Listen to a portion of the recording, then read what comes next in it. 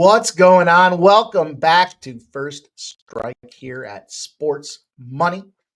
I got the fellas here. I got the best crew talking about the best sport, giving their best bets here for UFC Fight Night in Des Moines, Iowa.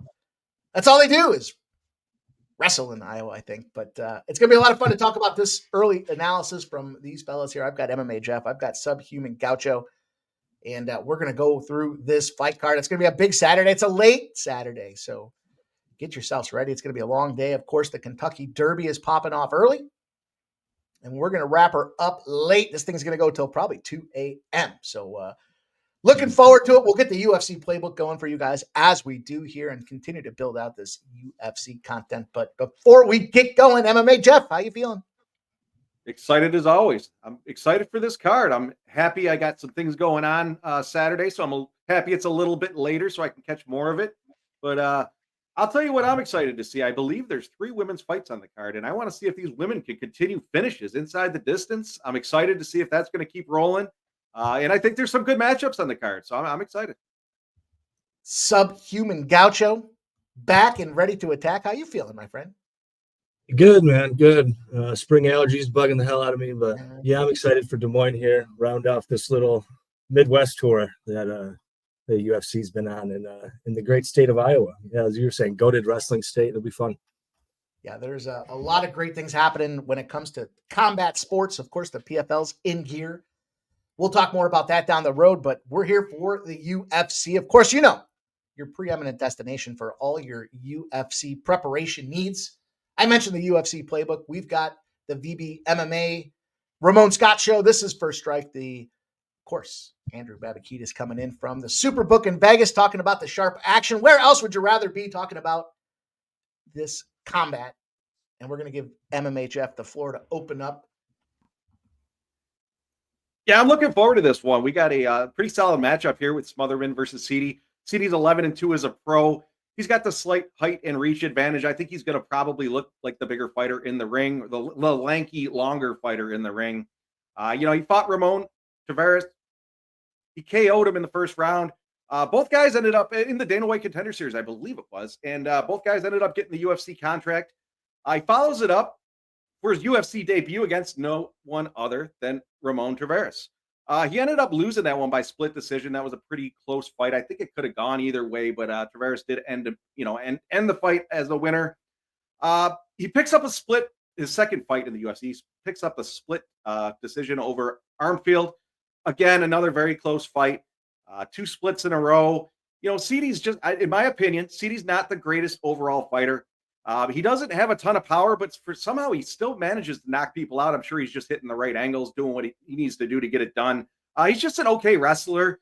When he does get the fight down to the mat, if he gets down to the mat, he doesn't really seem like he goes for a whole lot of submissions. He just kind of rides it out. Can he use his height to push forward and ultimately keep the cage control to generate a win in this fight? You got Smotherman on the other side of things. He's 12-4. He had his UFC debut. He had on like 5 days notice, and I think he had quite the trek to make. And he ended up answering the call. He got a win in his UFC debut. He hasn't lost since August of 2023 in his Dana White Contender Series matchup. Actually, he failed to earn the contract. He went back to Fury Fight Club, and he gets 3 wins in a row. And then, as I said, he got the UFC call, took it on short notice, and ended up getting the win. Looks to me like he took that loss serious. He went back to Fury FC. He stepped up his training. He came out, got 3 wins in a row. He looks like he's more focused and he's trying to become a better fighter, which I like. He's again coming into the UFC with a win right away is always great, especially losing in the Dana White Contender Series. He's got great combos. He's a great combo striker. He likes to pick his spots. He doesn't throw a whole lot of volume. So he's going to throw a couple of combos. He's going to try to get inside the guard. And he's got decent takedown defense as well. If he gets down to the ground and he's on his back, he doesn't necessarily show the urgency to get up. So if he does get taken down and he's laying on the back, I would imagine the fight's going to just end, or the round's going to end, at least in that position. But I think Ceedy's going to try to use his height to get the center of the cage and gain control and try try to show something to the judges. I'm not sure what he's necessarily going to show. Again, he doesn't have that whole lot of power. Smotherman's going to get through the guard. I think he's going to land some solid combos, and I think he's going to get the better of CD, in my opinion. Now, I don't know if we're going to see a finish in this one. I think if we do see a finish, it's probably going to be a KO by Smotherman. But, at a dog price, I'm going to take the dog in this one. It didn't seem like a bad price, so I'm going to go with Smotherman at plus 120 on the money line. Again, I do like Smotherman by KO, but I'm going to roll. I don't want to get cute with it. I'm going to roll with the dog, Smotherman, plus 120. Mike's going to roll to the women's fight. We've got Rodriguez versus Robertson. Mike, what are we going to do in this one? All right. We'll get that when sub goes here. 3, 2, sub club. Jeff, thanks. That should be a fun fight to watch. Looking forward to getting some plus money here. And I'm going to try some plus money on this one as well.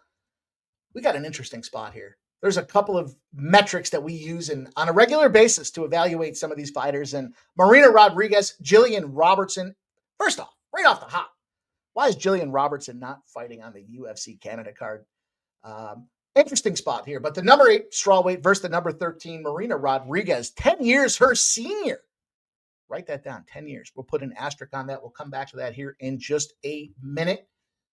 And we've got a Canadian fighting out of Florida. Just changed gyms. Now, Jillian Robertson fights out of the Goat Shed. Interesting name. These two girls have a lot of combat experience between the two of them. I think it's 18 fights or so. And 15 fights on the other side of things here. So, you look at Jillian Robertson, 9 finishes in women's combat, leads the ranks of the UFC here. And she's a jiu-jitsu black belt specialist out there. We've got the classic striker versus grappler. And I think this is where we start looking at this thing here, because this match has been planned for a while. This isn't one of those last-minute fill-in situations. They've been on the card. They've been ready to go for a while. And if you look at experience, you know what? 1-4 in the last 5 are Marina Rodriguez. Her one win came against Waterson Gomez. She did get a KO, surprisingly enough. She's 1-4, as I mentioned. And I think that's going to be where we approach and start to tackle this thing here. Yeah, we've got almost a 3-1 favorite on the Jillian Robertson side here. But as you look at this and you kind of figure out the fight strategy, a couple things go through the head. One, why did Jillian Robertson change gyms? Well, she's a young girl. She's been fighting since 16. She's been battling, training, and now she's trying to round out her combat career by working on her striking. What a better spot to do it than the Goat Shed to help her get there. You saw that in her last fight out there. She was doing a little bit more of that stand and bang against Pinheiro. Now on the other side of things here, we have the age advantage that I mentioned. We know that no fighter with a 7-year or greater age advantage here has the advantage. In fact, it goes to the younger, not the senior, to the tune of almost 75% win rates out there. That's a big deal. And I think that's going to play havoc here. You've got a girl that's trying to round out her fighting style. Yeah, again, jiu-jitsu specialist. They like to go to the ground. Marina Rodriguez is going to want to keep this thing standing and banging. But the problem with Marina Rodriguez, she loves to go to the ground. And then when she gets on the ground, some will say, well, she doesn't really get subbed. She's not really in challenge of getting finished out there. It's because she doesn't even try to get up. She's just spending so much time trying to work on her prevent defense and not getting finished that we just see these things going to decision. And that's exactly the situation. Yeah, Lemos KO'd her. She fights Jandrova. They go a unanimous decision against her because she's just sitting there on the ground. Andrade, a split decision loss again, and then a split decision by Lucindo. Not doing enough to get the W because nobody wants to see somebody just lay there. On the other side of things, Jillian Robertson's very strategic. She's always trying to find a way to get that back. She, as I mentioned, has those finishes, leads the women's combat in that situation here. And I think this is going to be a bad spot for Marina Rodriguez. She's going to be sitting there trying to go down. If she does go down to the ground, trying to just prevent that defense. And Jillian Robertson's too strategic, too much experience.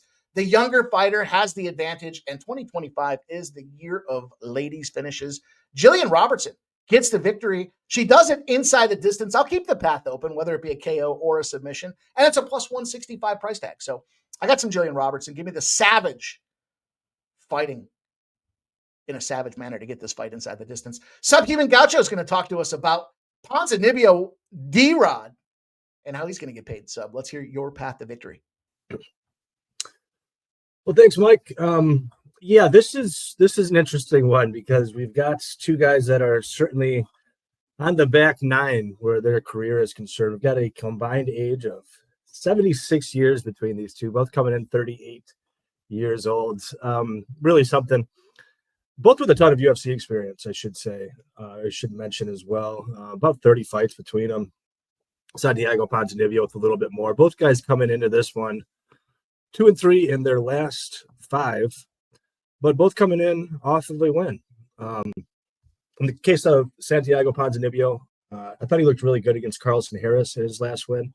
He did get dropped once, and that's been a common theme with Santiago lately. And that's really the big worry when you consider back in Ponzi here. He's been dropped in 3 of his last 4 fights, but despite being dropped in 3 of his last 4, he actually managed to come back and find the finish himself in 2 of those. So he's still fighting well. The chin, though, is really the big concern at 38 years old, getting cracked like that. It is a little bearish.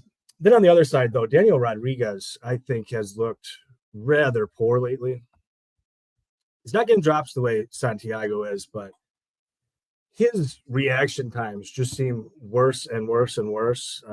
His win over Alex Morono most recently, I thought was actually a pretty poor look.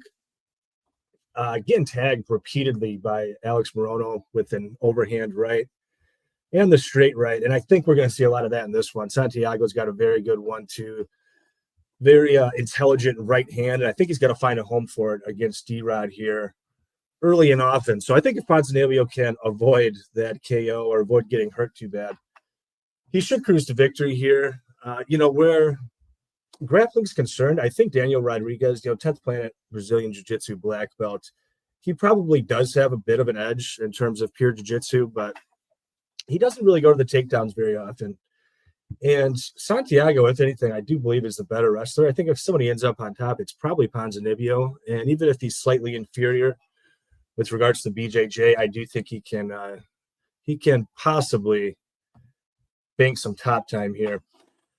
I like Ponzinibbio.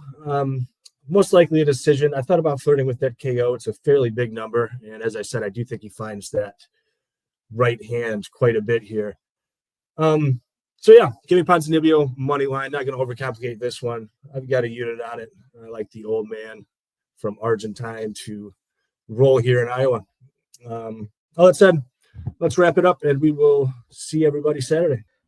Great job, Jeff. Great job, Subhuman Gaucho. Now we'll see if it's a great job when it comes to getting cash from these bookmakers out there. You'll see the recap on the side, and Sub mentioned it. Saturday is going to be a big night. We'll pop off at 6:45. Again, leverage all the tools that we provide here for you guys to find success in UFC.